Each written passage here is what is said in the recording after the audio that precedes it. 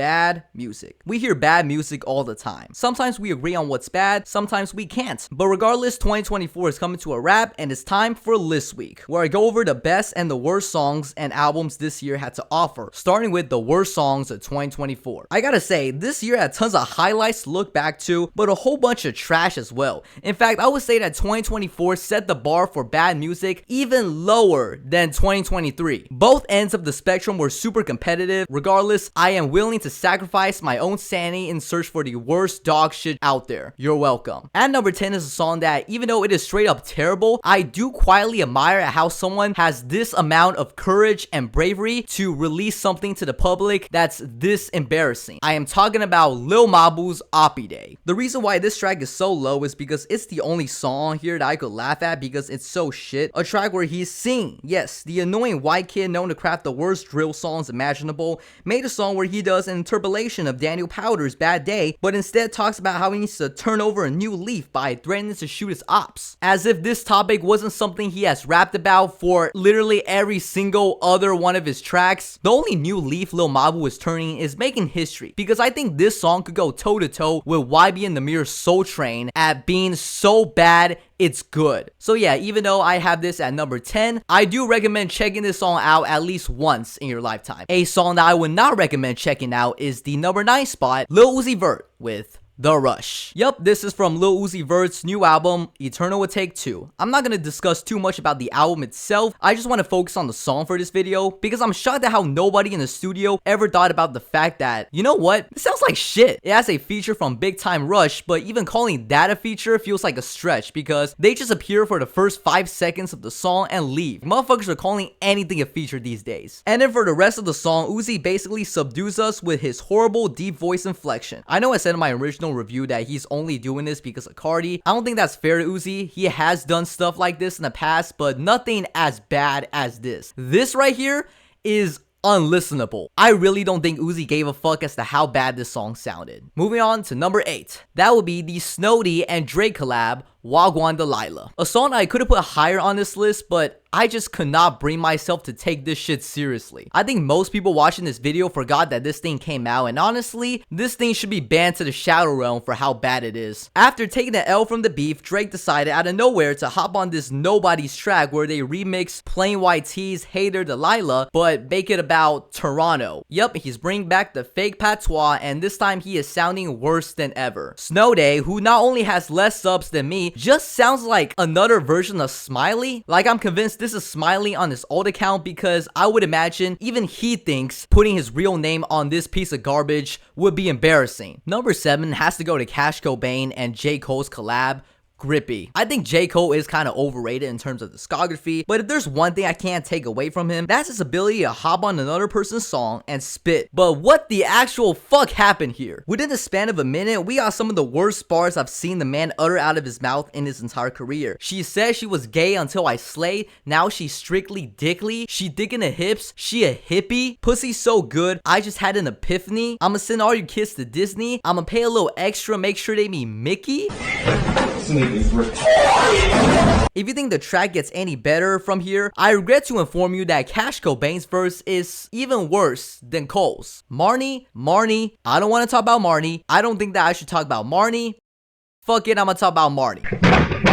This song feels like two virgins describing what sex feels like after hugging a girl for the first time in their lives. They describe coitus in a way so awkward, I just get secondhand embarrassment from it because it's just so fucking gross. I don't want to talk about this track anymore, and frankly, I don't think you want me to either. This next song is a song that I don't see many people discussing online, given that it's been a while since this thing was released to the internet, but I still haven't forgot about this piece of garbage, and that is Kid Cudi's Willis. I review Insano on my channel, and I didn't really like it, but Kid Cudi actually released a separate version of Insano called the Nitro Mega Edition. I think it improves on some aspects of the original album, but then you get shit like this. Production is very slow, and Cudi immediately hits us with this weird, goofy, low registered vocals as if he inhaled a bunch of sulfur. Even Chip the Ripper continues to talk in this cartoony voice that makes me want to just pull my hair out. This track was 4 minutes, but Cudi, being the master manipulator of time, makes this feel like 8 minutes of agonizing pain. The Uzi song at number 9 is also deep voice garbage, but at least Uzi had a flow. The flow was shit, but it's still a flow. This track I genuinely don't think does anything correct. I can also say the same thing for the track at number 5. Yeah, that is the Atomic Donald and Ben Shapiro song Facts. Yeah, this list does not get any better from here. Most people watching this video know who Tom MacDonald is, but if you don't, he's this white, obnoxious, unlikable rapper that rants about how the left sucks and a bunch of other right-wing political garbage. I like to avoid putting songs like this at my top 10 because they just don't deserve any attention whatsoever. However, I think Facts actually does deserve genuine merit for how atrocious this track is, because it features Ben Shapiro. Yeah, the dude's on this song like he's reading a list of lyrics and just sounding like a robot. You're blowing money on strippers and cars. You're going to prison.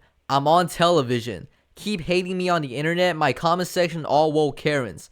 Y'all live with your parents. What facts are you trying to make? The fact that you're an insufferable asshole? This whole time he raps as if he doesn't believe the things he's saying, and when that's the case, it's really hard to make a song good. All my people, download this. Let's get a Billboard number 1. Yeah, that didn't really go as planned. Number 4 goes to the Kanye West and Ty Dolla $ign Hood Rat. Kanye's fall from grace in 2024 really needs to be studied, because never in my life would I imagine him dropping 2 albums in a year and having both of them be the worst thing he has ever put out in his career. He dropped so many terrible songs in this Vulture era of him, but I gotta give it a Hood Rat for being the worst out of the bunch. This song's just ass. You have this irritating looping background of Hood Rat, Hood Rat, Hood Rat that just loops throughout the song, making the listener actually go insane because of how annoying it is. And on top of that, him and Ty Dolla $ign's singing performances are awful. I mean, Kanye has never been known to have great singing abilities, but my god, he really needs to take them grills off because he has completely lost it on this track. Lyrics are half written, lazy, it's a no listen. Also a song that's a no listen is the number 3 spot, Morning After, Lil Dicky. This is one of his many dogshit tracks from his soundtrack, which I think is for his show. It's kind of the same narrative as Grippy. It's about sex, but in a very gross and unappealing way to the listener. Basically, this whole song is about him making love to this girl, finishing inside of her, and finding out that he wasn't wearing protection. Except that he actually did. It's just that the rubber got stuck in...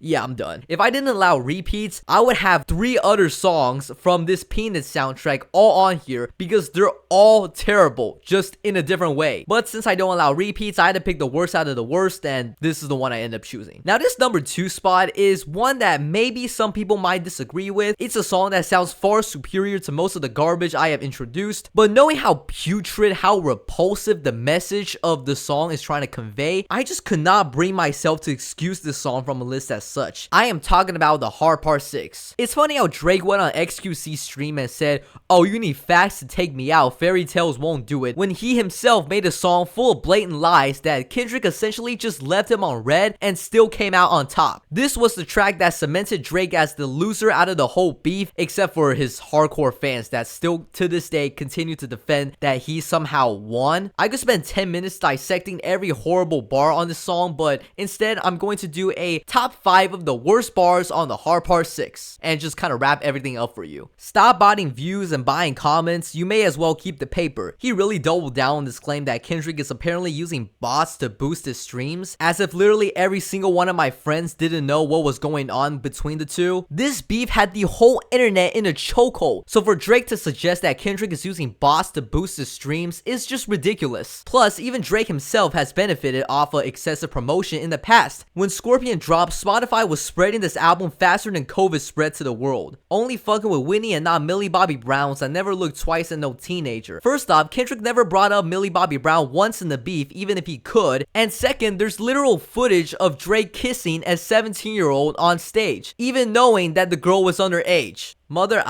wait a second, that's the one record where you say you got molested. Aw, fuck me, I just made the whole connection. That's not even true. On the song Mother, I'm Sober, Kendrick is talking about how his mother was the one suffering under sexual abuse, not him. But I guess Drake was so thirsty he wasn't even concerned with the investigation. Also, flexing over your opponent over sexual abuse is a really fucked up thing to do. I mean, why would you brag about something like this? This Epstein angle was the shit I expected. Huh? If I was fucking young girls, I promise that I've been arrested. I'm way too famous for the shit you just suggested. Using your fame as an excuse of not being a pedophile is absolutely fucking insane. Do you know how many famous people in the world have been tried and found guilty of such heinous acts? Bill Cosby, P. Diddy, EDP, even Epstein, someone who Drake literally mentioned in the song. And he ends this track by sounding like he's tired and groaning in pain. Why would you end a diss track like this? Even if Drake himself was exhausted from the whole thing, you should at least pretend to the audience that you're unfazed. But Drake can't even do that because at the time of me recording this video, he has launched multiple lawsuits against UMG over the release of Not Like Us. I think all of this combined makes me justified to put something this bad this high. And finally, number 1. That would have to be Nicki Minaj's Bigfoot. A track in a similar vein as the Hard Part 6, just a really terrible diss track. Nicki was talking about a bunch of bullshit, making fun of Megan's deceased mother, as if that was a good idea. And at the end, there's this weird voicemail section. Yeah, this track is unnecessary and cruel, which is why I'm putting this at number 1. And that's it. Thank you to everyone who has made it this far into this video. I'll have more videos like this coming out later this week. If you want me to rank the worst albums of 2024, stay tuned for that, as that video was coming out tomorrow. With that being said, I'm out.